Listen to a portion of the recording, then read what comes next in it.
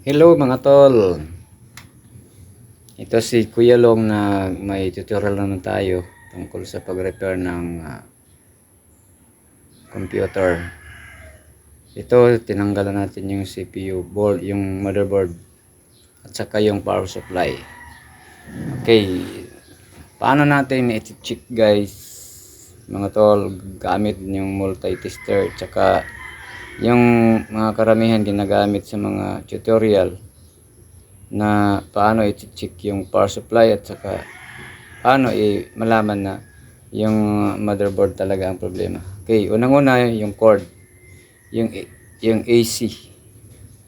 Yung AC cord naka continuity lang gamit natin, guys. Yung range 1. Okay, set natin range 1. X1 yan. Pag probe yan kung walang putol. Okay? Ayan. Kabilaan yan. Isa. Okay. Ayan. Reading siya. Pangalawa. Ayan. Reading siya. So, ibig sabihin walang putol sa AC. AC line. Yung cord. So, doon na tayo mag-detect sa yung naka-live na siya. Unang-una, i-check muna natin kung ito ba'y kung para malaman natin kung gagana ba talaga. Pero sa totoo ay sira to. Gusto ko lang magamit din para makuha ng idea ng iba kung ano ang posible na problema kagaya nito na problema. Okay, ito actual natin guys. Kabit mo na yung pinaka-importante yung sa pan at saka yung sa sa circuit board.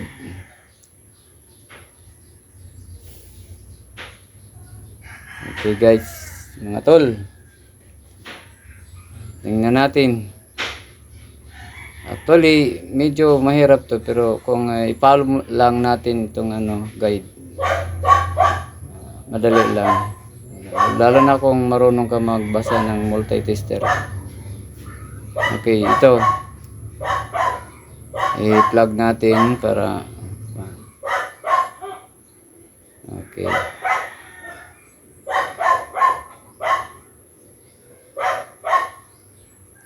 Plug natin guys, plug.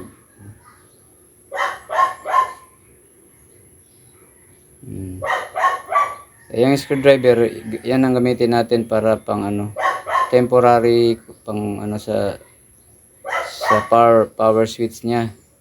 Yun ang power switch sa gilid. Wala. Okay, walang reaction. So ibig sabihin walang kuryente dyan na nakalabas. Okay. Gamitan natin ng yung wire talaga. Ayan. Okay. Bagay jumper lang. So wala pa rin. Walang reaction. Mag-ikot kasi yung pan sa board. At saka mag-ikot din yung power supply. Kumbaga ang switching pag mag-on doon, on din ang power supply. Saka ang pan sa board. So wala. Try natin na tanggalin. Tingnan nyo kung ano mangyari. Na ikabit natin yung socket.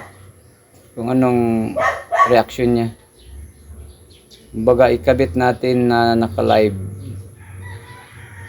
Okay, medyo matigas guys. Tingnan nyo i-direct natin. Direct natin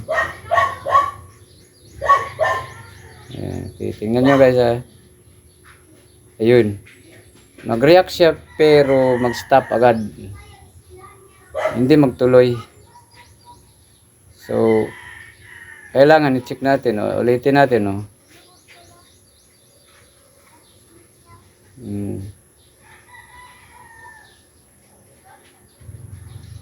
Yan. Mag-ikot siya guys pero hindi magtuloy. So may problema. I-check natin kung alin sa dalawa nito ang problema. Unahin natin yung power supply. Okay, gamit ng jumper na yan sa yellow at saka black. Yun ang ah, linya sa switching. Yung ibang mga kulay ay ipakita natin mamaya kung may voltage ba na maglabas. So ibig sabihin may kuryente doon na dumadadoy, kaya umikot yung pan. 12 volts kasi yung pan na yan. So ibig sabihin mayroong kuryente na 12 volts na pumasok. Pero ang tanong, kung ikabit na doon sa motherboard, siya magtuloy. Okay, so tingnan niyo guys ulit.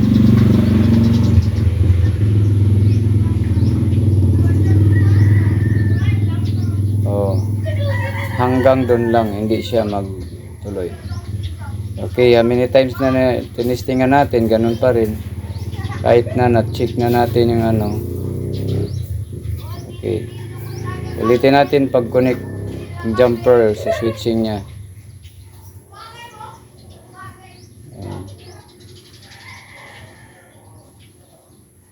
Linya yan patungong switch. Okay, wala pa rin. So ibig sabihin walang kuryente nakalabas doon. Walang nakaabang na kuryente kasi sa switching kasi may kuryente talaga dapat. Ang kailangan doon is 3 volts lang. 3 to 5 volts lang. Okay, walang kuryente na So okay mga tol, itong power supply, focus tayo para malaman natin kung ito ba'y may mga tamang kuryente ba, kasi regulated na kasi. So yung mga kulay, iba-ibang kulay maliban sa black, yan ang may iba-ibang reading yan sa voltage. Tapos i-connect natin yung green at saka yung black kasi yun ang linya ng switching para mag-on yung power supply. Tingnan nyo, i-plug natin yung 220, yung source nya, para makita natin kung ito ay mag-ikot ba. Yun, magana na siya. So gamitan natin ng multi-tester, itong voltage measurement tayo. Kailangan makasit sa 50 volts DC, DC talaga. Kasi DC na ang output niyan, hindi na AC. Okay? Okay, lagay natin sa position para makita nyo guys. Okay. Tingnan nyo kung ito ba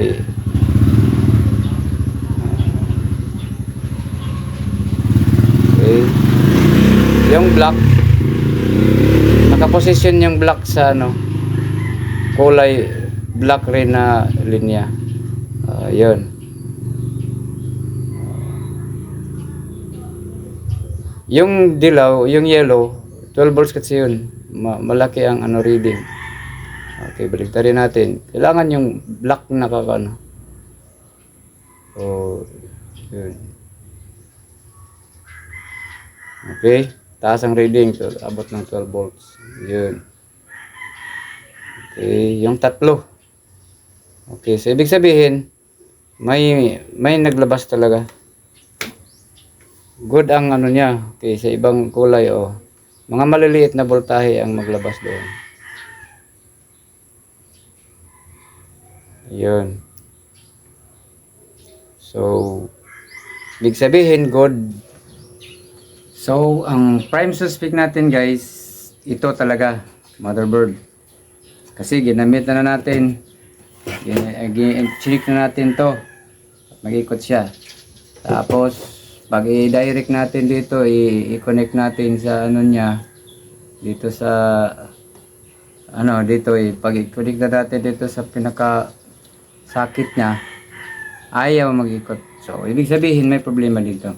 So, ibang video na naman tayo kung paano natin i-check to. Kasi medyo masilan to guys. Okay, thanks for viewing. Tapos, share. Saka, pindutin nyo na lang yung bell, notification bell para sunod vlog natin, sunod na video natin, ano ka. Okay, maraming salamat. Bye-bye.